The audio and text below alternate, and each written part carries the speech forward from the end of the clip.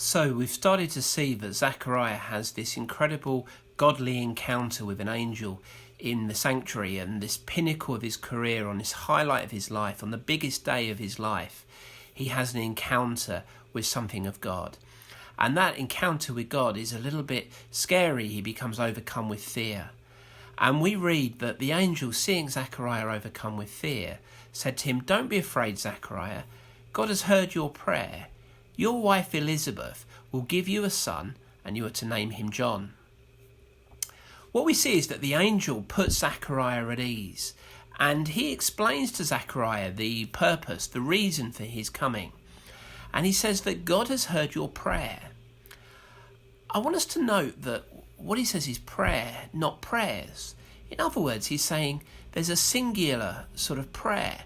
And I don't know about you, but sometimes when you read this, it's good to ask some questions. What prayer do you think Zechariah was praying when he went into the temple?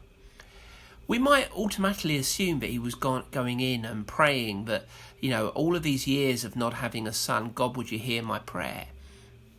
But actually, this going into the temple and burning the sacrifice was such a big deal, it was taken so seriously, that it's actually unlikely that he was going in for personal reasons.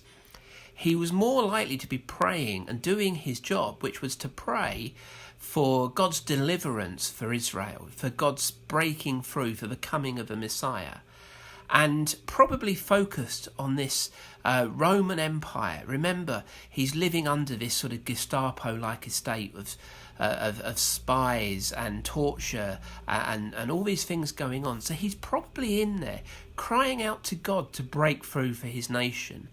And then he has this godly encounter, and when God breaks through, it's not as he's expecting. Has God ever answered your prayers, but not in a way that you expected? Have you ever been praying for one thing and something else happens? I wonder, how did you respond to that? It's really interesting that Zechariah, as he's crying out to God, and he's likely to be crying out to God for deliverance for the nation, the answer that God brings is actually found in a personal answer to Zechariah. So the national salvation is found in a personal response to Zechariah. And that's quite mind-blowing when you begin to think about it. Here's Zechariah. He's probably given up now. If we're perfectly honest, he's old in years. He's probably settled into this status quo of not having children. So going in and doing this highlight, it's probably unlikely that he's been praying for his own situation. And yet God breaks through and brings this personal answer and this personal revelation, but in a way that's to the benefit of a wider nation. Just think about that for a moment. Here's an angel saying to Zechariah, your wife will have a son. Now, we already know that they're both old, and so in the natural, this is impossible. All these years, Elizabeth has been unable to conceive, and now they're old. It's likely that the two of them had actually given up hope and settled into their life, settled into their normal. I mean, how many years do you think they've been praying for a son? How many tears do you think have been shed?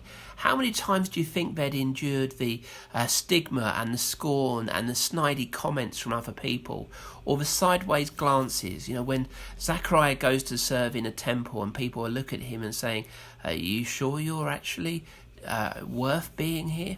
I wonder how many times they'd gone through that.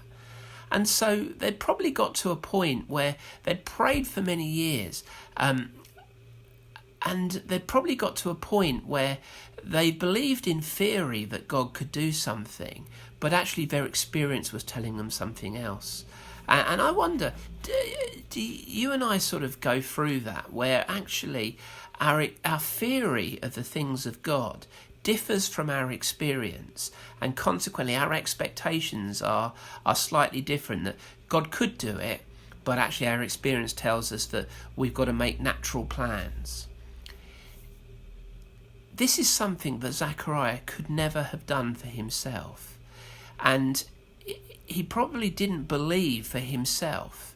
He probably had more faith that God would break through for Israel than he did in his own personal life. Yet the angel comes and says, God has heard your prayer.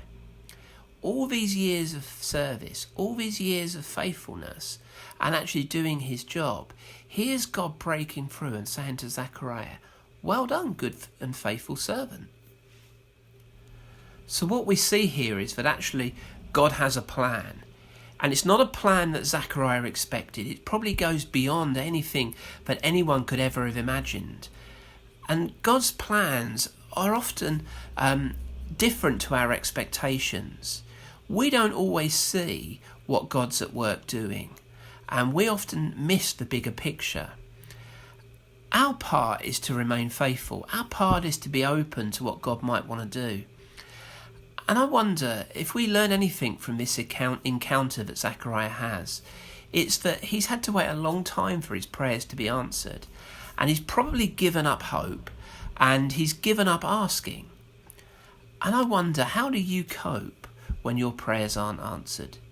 Do you settle into well, it probably isn't God's will, so we stop asking? Or do we persevere? Do we push through? Have you lost hope for things that you're praying for? Is your faith a theoretical faith because it differs from your experience? Or are you open to the idea that God could break through and do a miracle in your life?